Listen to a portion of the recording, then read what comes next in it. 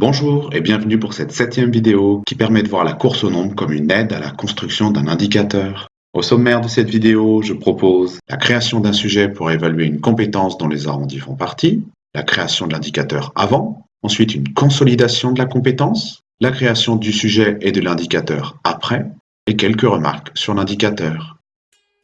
Arrivé sur le pupitre, auquel on accède en activant les macros et en ciblant l'emplacement de la banque, comme cela est réalisé de façon détaillée dans la vidéo numéro 3 dont voici un lien en haut à droite de l'écran.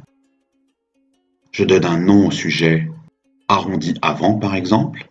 Je me dirige vers la classe de 6e où se trouvent les questions relatives à ce thème. Je choisis de ne pas faire apparaître la classe, car le sujet va être distribué à des classes de 5e, 4e et 3e. Je sélectionne une date et je clique sur Programmer le sujet.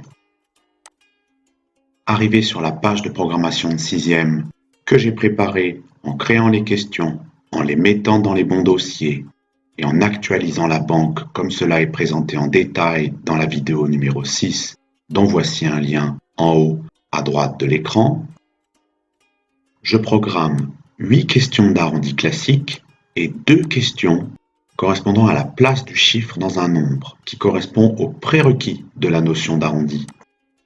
Je vérifie que j'ai bien 10 questions et je valide pour revenir au pupitre. Je génère le sujet, je choisis une illustration et je crée le document Word. J'ai bien un sujet conforme à mes exigences. À partir de ce sujet de course au nombre, j'élabore un principe d'évaluation. Je regarde les résultats des élèves aux questions sur les arrondis classiques. S'il n'y a pas d'erreur, c'est très satisfaisant. S'il y a une erreur, c'est satisfaisant. 2 erreurs, fragile. 3 erreurs et plus, insuffisant. Pour une classe donnée, dans la colonne avant, je remplis le nombre d'élèves insuffisant, fragile, satisfaisant et très satisfaisant. J'utilise le code couleur du logiciel auquel les élèves et les parents sont habitués. Je m'aperçois que la proportion des élèves ayant obtenu des résultats insuffisants est importante. Il faut donc réaliser une consolidation de compétences. Voici ce que je propose pour consolider la compétence D4-1-5, dont une partie correspond aux arrondis. Je propose un exercice méthodologique. Il s'agit de trouver l'arrondi au centième de 654 et 321 millièmes sur le nombre étudié. Je repère le chiffre des centièmes. Ici, le 2, qui est en deuxième position après la virgule. Je trace un crochet noir qui couvre tous les chiffres jusqu'au centième. C'est le format de la réponse attendue. Je repasse en rouge le chiffre immédiatement après le crochet, c'est-à-dire celui des millièmes dans cet exemple, le 1. C'est le chiffre qui fait la décision. Je le compare toujours à 5, même si le nombre étudié ne comporte pas de 5. Si le chiffre rouge est strictement inférieur à 5, j'effectue une troncature au centième.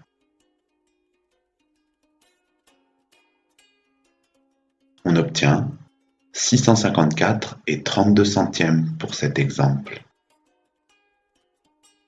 Si on change l'exemple et qu'on a 654 et 327 millièmes, le chiffre rouge est supérieur ou égal à 5. Alors je vais effectuer aussi une troncature au centième, mais je rajoute un centième au résultat, ce qui fait que j'obtiens 654 et 33 centièmes pour cet exemple. Je crée maintenant le sujet de course au nombre après consolidation de compétences. Je renseigne la date correspondant à une semaine plus tard. Arrivé sur la page de programmation de 6e que j'ai préparée en créant une rubrique arrondie après spécifique pour ce sujet, avec 10 questions que je sélectionne. Je valide. Je génère le sujet. Je choisis une autre illustration. Je crée le document Word. Regardons ensemble le sujet de course au nombre obtenu. Il existe toujours quelques questions concernant la place du chiffre dans un nombre décimal. Il y a 4 questions concernant les arrondis que j'appelle classiques et 2 questions qui demandent de trouver des arrondis de nombres exprimés avec des unités de longueur, surface ou volume. Ceci pour préparer le réinvestissement de la notion d'arrondi pour les conversions d'unités simples. J'utilise exactement le même principe d'évaluation et je remplis l'indicateur. Dans la colonne Après, je rentre le nombre d'élèves ayant obtenu des résultats insuffisants, fragiles, satisfaisants et très satisfaisants. Je fais de même avec la classe de 5e, les 2 classes de 4e, et je centralise l'ensemble des résultats dans la première feuille. Je souhaite faire maintenant quelques remarques par rapport à cet indicateur. Sur l'ensemble des 4 classes, la proportion des élèves ayant obtenu des résultats insuffisants est passée de 2 tiers à 1 tiers. Les très satisfaisants et satisfaisants sont devenus majoritaires. Les résultats de la classe de 3e sont faibles, mais ils montrent qu'ils ont une bonne marge de progression. Les résultats de la classe de 5e avant montrent que c'était un peu du tout ou rien. Malgré tout, ils restent encore nombreux à ne pas maîtriser la compétence. J'ai vidéo-projeté ces graphes aux élèves. J'ai partagé avec eux le diagnostic négatif de l'évaluation avant. Ils n'ont donc pas subi la consolidation de compétences et se sont appropriés davantage la méthode. Ils ont compris que ces graphes traduisaient aussi l'efficacité ou non de mon intervention. Certains élèves pouvaient même se sentir dans une situation de confort relatif faisant partie d'une immense majorité ayant une compétence insuffisante. Un sentiment vite interrompu lorsqu'ils ont constaté qu'ils n'avaient pas progressé comme leurs camarades.